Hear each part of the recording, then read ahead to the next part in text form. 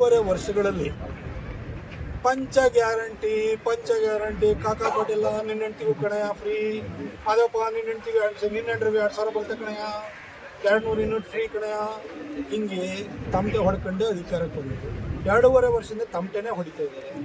ಆಶಾ ಕಾರ್ಯಕರ್ತರಿಗೆ 10,000 ರೂಪಾಯಿ ಆಗಲಿಲ್ಲ, ಅಂಗನವಾಡಿ ಕಾರ್ಯಕರ್ತೆಯರಿಗೆ ಹಾಲಿನ ಬಿಲ್ಲು ಜಾಸ್ತಿ ಆಯಿತು, ಪ್ರೋತ್ಸಾಹಧನ ಕಮ್ಮಿ ಆಯಿತು, ಗೃಹಲಕ್ಷ್ಮಿ ಸರಿಯಾದ ಟೈಮಿಗೆ ಬರಲ್ಲ, ಶಕ್ತಿ ಯೋಜನೆ ಅಂತೇಳಿ ಹೇಳ್ಬಿಟ್ಟು ಇಡೀ ಎಲ್ಲ ನಮ್ಮ BMTC KSRTC ವ್ಯವಸ್ಥೆನೇ ಹಾಳ್ಗೆದ್ದೋಯ್ತು. ಇನ್ನು ಪವರ್ನ ಫ್ರೀ ಕೊಡ್ತೀವಿ 200 ಯೂನಿಟ್ ಇದ್ದೋದ್ರೆ ಅದರಲ್ಲೂ ಕಟ್ ಮಾಡಿ ಈಗ ಎಸ್ಕಾಮ್ಗಳೆಲ್ಲವೂ ಕೂಡ ಹಳ್ಳ ಹಿಡಿದು ಹೋಗಿರೋಂಥ ಸ್ಥಿತಿ ಬಂದಿದೆ. BMTC ಅವರು KSRTC ಅವರಿಗೆ ಟೈರ್ ಪಂಕ್ಚರ್ ಆದರೂ ನೀವು ಹೊಸ ಟೈರ್ ಹಾಕಕ್ಕೆ ಹೋಗೋರು ಅದರ ದುಡ್ಡಿಲ್ಲ.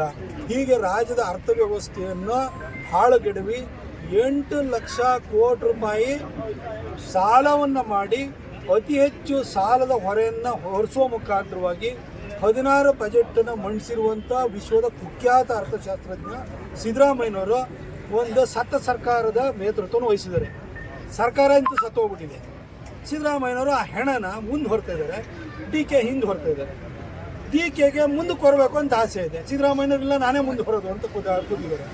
DK ಅವ್ರನ್ನ ಹೇಳಿದ್ಬಿಟ್ಟು ಮುಂದಕ್ಕೆ ಹೊತ್ಕೋಬೇಕು ಅಂತ ಹೊರಟಿದ್ದಾರೆ. ಸಿದ್ದರಾಮಯ್ಯ ಅವರು ಮುಂದೆ ಹೊರಲಿ, DK ಯಾರು ಮುಂದಕ್ಕೆ ಬರಲಿ, ಮುಂದೆ ಬಂದು ಹೊತ್ಕೊಳ್ಳಿ. ಸರ್ಕಾರ ಅಂತೂ ಸತ್ತೋಗಿದೆಯಲ್ಲ, ಇದು ರಾಜ್ಯದ ಪಾಲಿಗೆ ಸತ್ತೋಗಿ. ಈ ಸತ್ತು ಹೆಣ ಹೊತ್ಕೊಂಡು ಹೋಗಿರೋ ಸರ್ಕಾರದಲ್ಲಿ ಮುಂದೆ ಯಾರು ಬರ್ತಾರೆ, ಹಿಂದೆ ಯಾರು ಬರ್ತಾರೆ ಅನ್ನೋದು ನಮಗೆ ಇಂಪಾರ್ಟೆಂಟ್ ಅಲ್ಲ.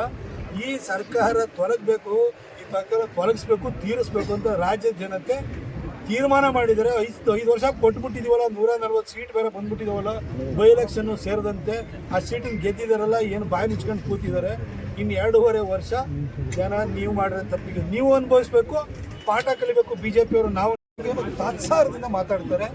ನಿಜಕ್ಕೂ ಕರ್ನಾಟಕದಲ್ಲಿ ಯಾವ ರೀತಿ ರಾಜಕಾರಣ ಬಂದಿದೆ, ಒಂಥರ ಗೌರವ ಇಲ್ದಲೆ ಅವ್ರ ಸಚಿವರು ನಡ್ಕೊಳ್ತಾರೆ, ಮುಖ್ಯಮಂತ್ರಿಗಳು ನಡ್ಕೊಳ್ತಾರೆ. ಇಂಥ ಸರ್ಕಾರ ಆದಷ್ಟು ಬೇಗ ತೊಲಗಬೇಕು.